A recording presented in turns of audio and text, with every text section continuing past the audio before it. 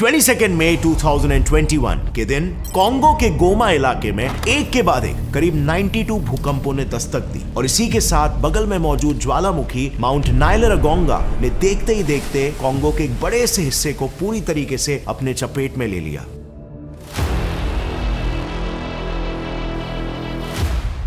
अब कॉन्गोलीस लोगों के लिए ऑब्वियसली ये एक बेहद ही जानलेवा घटना थी जिसे सिर्फ वही लोग सह रहे थे। पर you know what is weird, India से कोसों दूर कॉन्गो में हुई इस घटना के बाद अचानक से हमारे इंडियन जियोलॉजिस्ट परेशान होने लग गए, क्योंकि उनका कहना है इस घटना से बहुत ही जल्द हमारे मुंबई, गुजरात, गोवा, कर्नाटक और केरला के कोस्टल रीजन्स तिब्बत जैसे बर्फीले कोल्ड डेजर्ट्स में तब्दील हो सकते हैं।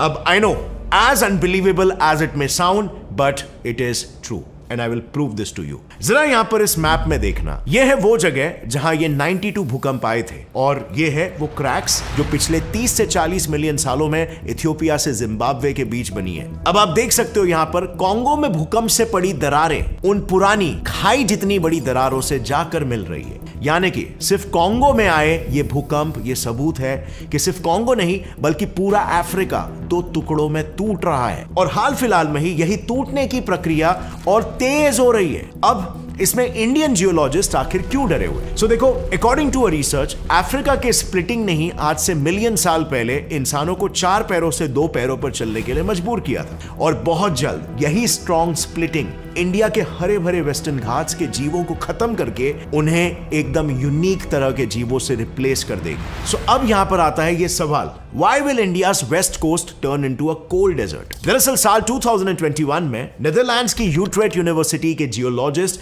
डावी वैन हिंसबर्गन और उनकी टीम पृथ्वी के टेक्टोनिक प्लेट्स की पास्ट एक्टिविटीज को स्टडी कर रहे थे जब उनकी नजर आज से 45 मिलियन साल पहले हुए ऐसे ही एक सिमिलर घटना पर पड़ी। उन्होंने देखा कि 45 मिलियन सालों पहले इंडियन सबकॉन्टिनेंट की जमीन एक बड़ी ऑस्ट्रेलियन प्लेट से टूटकर अलग हो गई थी, जिसके बाद वो धीरे धीरे ऊपर खिसक कर सीधा यूरेशियन प्लेट से जाकर टकरा गई। इस टकराव से हुआ ये कि उन दोनों प्लेट्स की जमीन फोल्ड होकर ऊपर उठने लग गई, जिससे फिर आगे जाकर दुनिया की सबसे ऊंची पहाड़ों की चेन हिमालयास का जन्म हुआ।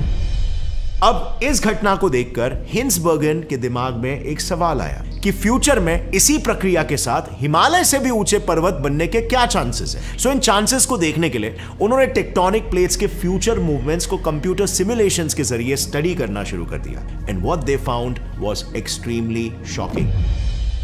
उन्होंने यह देखा कि अफ्रीकन कॉन्टिनेंट फिलहाल 2 प्लेट्स, नूबियन प्लेट और सोमालियन प्लेट में टूट रहा है और अगर फ्यूचर में ये दोनों प्लेट्स कंप्लीटली सेपरेट हो जाते हैं तो ऐसी सिचुएशन में न्यूली फॉर्म सोमालियन प्लेट तेजी से इंडिया की ओर बढ़ने लगेगा और फिर जाके हमारे वेस्टर्न कोस्ट से जाकर टकराएगा और इनके बीच के इस टकराव का इंपैक्ट इतना बड़ा होगा कि उससे इंडिया के वेस्टर्न बाउंड्रीज पर एक नए माउंटेन रेंज का ही जन्म हो जाएगा called the Somalayas। ये Somalayas according to the simulation Himalaya से भी ज्यादा ऊंचे होंगे और इससे होगा ये कि मुंबई, गुजरात, गोवा, केरला यहाँ के सभी रेत से भरे बीचेस लद्दाख और तिब्बत की तरह ठंडे बंजर रेगिस्तान में तब्दील हो जाएंगे, क्योंकि अभी भले ही ये सभी एरिया सी लेवल से बस कुछ ही मीटर्स ऊंचाई पर है, लेकिन जैसे ही कोलिजन होगा उसके इंपैक्ट की वजह से ये सभी इलाके आधे माउंट एवरेस्ट जितनी ऊंचाई तक पहुंच जाएंगे एंड यू नो तिब्बत जैसे एक प्लेट्यू का रूप ले लेंगे, यानी यहाँ का एवरेज तापमान 30 डिग्री सेल्सियस से गिरकर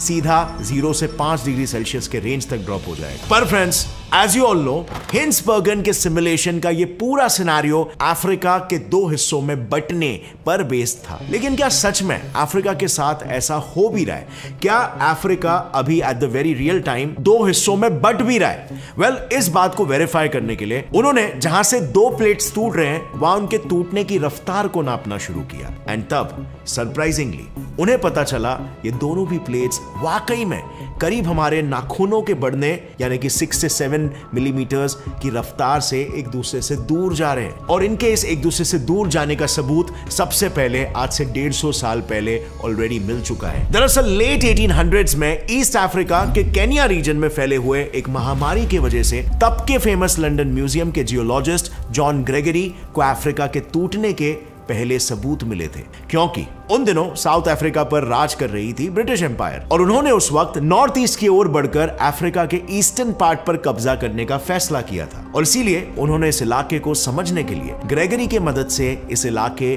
की मैपिंग करवाई। लेकिन जैसे ही वो केन्या के लामू हार्बर से निकलकर लेक रूडोल्फ की तरफ बढ़े, वहां पर चल रही मलेरिया की महामारी से कई लोग पीड़ित हो गए और उन्होंने इस मिशन को बीच रास्ते में ही छोड़ दिया। ऐसे में इसे एक अपॉर्चुनिटी समझकर ग्रेगरी ने उनके हिस्से का खाना और रिसोर्सेस को यूज करके अपने मिशन को आगे बढ़ाया और लेक बेरिंगो तक आ पहुंचे। तब उन्होंने देखा कि बेरिंगो तालाब असल में जमीन पर पड़े कुछ बड़े और गहरे दरारों में पानी भरने के वजह से बना है। अब ऐसा आखिर क्यों हुआ होगा, इसे जानने के लिए ग्रेगरी ने इन क्रैक्स का पीछा करने का फैसला किया और उनका पीछा करते वक्त उन्हें नजर आया कि ये क्रैक्स ईस्टर्न अफ्रीका के नॉर्थ टिप इथियोपिया से लेकर साउथ के मोजाम्बिक तक फैले हुए हैं। अब इसका सिर्फ एक ही मतलब हो सकता था, एक टेक्टोनिक प्लेट का दो हिस्सों में टूटना। क्योंकि देखो, जिस तरह से दो टेक्टोनिक प्लेट्स के एक दूसरे से टकराने पर उन पर मौजूद जमीन उठती है, उसी तरह जब वो एक दूसरे से दूर खिसकते हैं तब वहां की जमीन में क्रैक्स पड़कर वो नीचे धंसने लगती है और इसीलिए ग्रेगरी ने इस फिनोमेनन को नाम दिया ईस्ट अफ्रीकन रिफ्ट। यानी कि बेसिकली हमारी पृथ्वी एक अंडे की तरह है जो अफ्रीका के बीच से टूट रही है और उसके अंदर का फ्लूइड वहां के क्रैक्स और वोल्केनोस के जरिए बाहर लीक हो रहा है। लेकिन एक मिनट, आज सिर्फ अफ्रीका ही नहीं, ऑलमोस्ट पूरे पृथ्वी पर हर जगह पर ऐसी टेक्टोनिक शिफ्टिंग होती रहती है। लाइक अटलांटिक ओशन की रिज, अमेरिका का ये western coast, even Pacific ocean के रिंग्स ऑफ फायर, और उनके वजह से तो ज्यादा बड़े भूकंप आते हैं। तो एग्जैक्टली सिर्फ अफ्रीका के टूटने पर इतना बड़ा बवाल क्यों? वेल, यही सवाल मुझे भी आया और जब हमने इस डायरेक्शन में थोड़ी छानबीन की तो पता चला कि अफ्रीकन कॉन्टिनेंट का टूटना वाकई में एक काफी यूनिक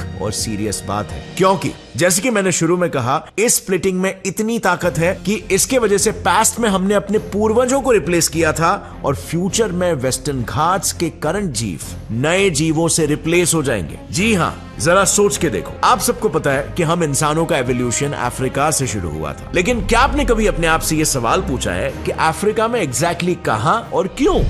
वेल, अभी तक हमें जितने भी फेमस ह्यूमन फॉसिल्स मिले हैं ना, जो हमारा पेड़ पर कूदने से जमीन पर चलने तक का एवोल्यूशन बताते हैं, जैसे कि लूसी जो ऑस्ट्रेलोपिथेकस एफरेंसिस है या टर्काना बॉय, और उनके बीच के ये सभी फॉसिल्स, ये सभी ईस्ट अफ्रीकन रिफ्ट के आसपास ही मिले हैं। अब इतने सारे ह्यूमन फॉसिल्स का एक ही इलाके में मिलना महज एक इत्तेफाक नहीं हो सकता है। यानी कि क्लियरली इंसानों के एवोल्यूशन और इन क्रैक्स में कोई ना कोई कनेक्शन तो जरूर है। वेल, इसी कनेक्शन को ढूंढने के लिए साइंटिस्टों ने इन क्रैक्स की और इसके साथ ही और उन फॉसिल्स की डेटिंग की एंड दे वर शॉक्ड, क्योंकि वहां मिलने वाले लगभग सभी फॉसिल्स 2 से 7 मिलियन साल पुराने थे और इसी दौरान अफ्रीका के टूटने की वजह से इस रीजन में कई ऐसे बदलाव आए थे जिसकी वजह से वहां का घना जंगल पलक झपकाते ही सूखे और बंजर ग्रासलैंड में तब्दील हो गया था। सो अगर आप इस मैप में देखोगे, आपको इक्वेटर के पास मौजूद ऑलमोस्ट पूरा एरिया ग्रीन दिखेगा एक्सेप्ट फॉर दिस। ऐसा इसीलिए क्योंकि 2 से 7 मिलियन साल पहले जब अफ्रीका एक सफिशिएंट लेवल तक टूट चुका था, तब यहाँ पर सिर्फ क्रैक्स ही नहीं बल्कि कई अनइवन और खतरनाक इलाके जैसे कि वैलीज और वोल्केनोस भी फॉर्म हुए थे। और इससे हुआ ये कि वहां पर हवा के कुछ ऐसे करंट्स जनरेट होने लगे जिसने इंडियन ओशन से आने वाली गीली हवा और बादलों को